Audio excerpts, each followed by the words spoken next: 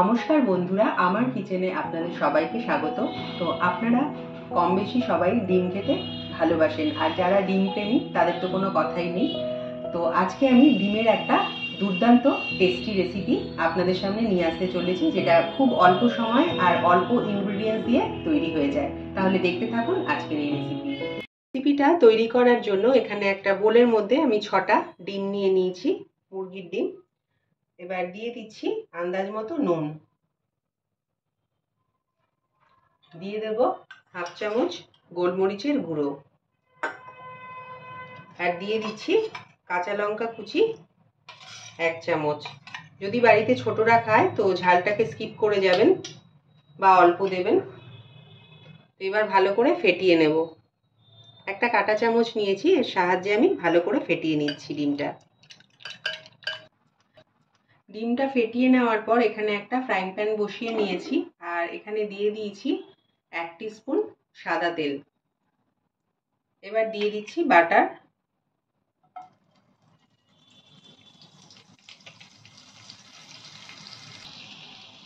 এক চামচ বাটারও দিয়ে দিলাম তেলের মধ্যে। এবার ভালো করে মিক্স করে নেব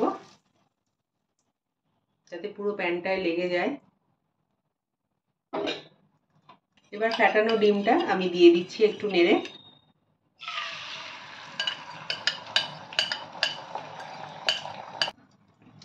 একটা স্প্যাচুলার সাহায্যে পুরো ডিমটাকেই আমি ভেজে নেব।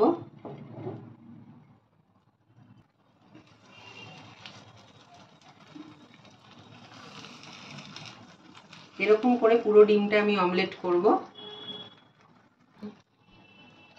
উল্টে দিয়েছি, ডিমটা আমার প্রায় ভাজা হয়ে গেছে। এবার একটু বড় বড় করে পিস করে নেব।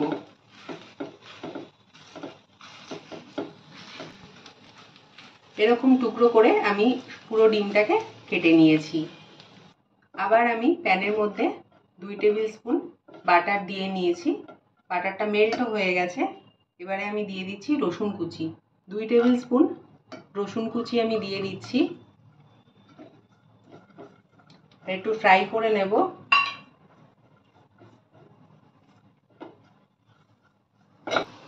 রসুনটা ভাজা চলছে, আমি দিয়ে দিচ্ছি ছোট চামচের 1 চামচ গোলমরিচ গুঁড়ো, আর দিয়ে দিচ্ছি চিলি ফ্লেক্স।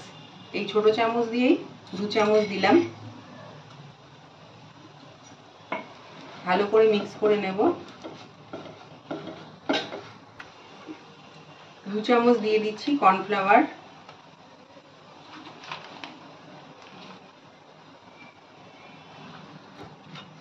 ভালো করে কর্নফ্লাওয়ারটা এগুলোর সঙ্গে মিক্স করে দেব।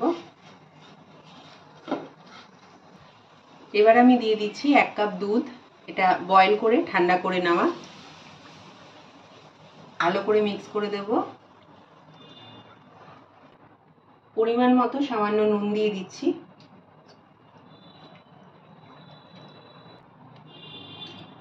এবারে দিয়ে দিচ্ছি 1 টিস্পুন পিৎজা সিজলিং, ভালো করে মিক্স করে দেব। তো বন্ধুরা, আমি তো সল্টেড বাটার নিয়েছি, তাই জন্য নুনটা একটু কম দিলাম। আর যদি আপনারা সল্ট ছাড়া বাটার নেন তাহলে নুনটা বুঝে দেবেন, একটু চেখে নিয়ে দেবেন। এবারে ভেজে রাখা ডিমটা দিয়ে দিচ্ছি, ভালো করে মিক্স করে দেব। এবারে দিয়ে দিচ্ছি ধনেপাতা কুচি। আপনাদের কাছে যদি পিৎজা সিজলিং না থাকে তো আপনারা অরিগ্যানো দিয়ে দিতে পারেন, একটু ড্রাই রোস্ট করে নিয়ে তারপরে দেবেন। ভালো করে মিক্স করে দেব। তো আমার এই রেসিপিটা একদম তৈরি হয়ে গেল। কিছুক্ষণ আমি স্ট্যান্ডিং টাইমে রেখে দেব। তৈরি হয়ে গেছে বন্ধুরা আজকের আমার বাটার গার্লিক এগ রেসিপি, আর বাটার গার্লিক ব্রেড দিয়ে আমি সার্ভ করেছি। আপনারা রুটি বা পরোটার সঙ্গেও খেতে পারেন। তো রেসিপিটা বাড়িতে একবার ট্রাই করবেন আমার মতো করে, আর যদি ভালো লাগে তো আমাকে একটা লাইক করতে ভুলবেন না। আর যারা নতুন বন্ধুরা আছেন তারা কিন্তু পাশের বেল বাটনটা প্রেস করে আমাকে সাবস্ক্রাইব করতে ভুলবেন না। সাবস্ক্রাইব করে দিলে আমার নিত্য নতুন রান্নার ভিডিও আপনাদের কাছে তৎক্ষণাৎ পৌঁছে যাবে। তাহলে আপনারা ভালো থাকুন, সুস্থ থাকুন। এখানেই শেষ করছি। নমস্কার।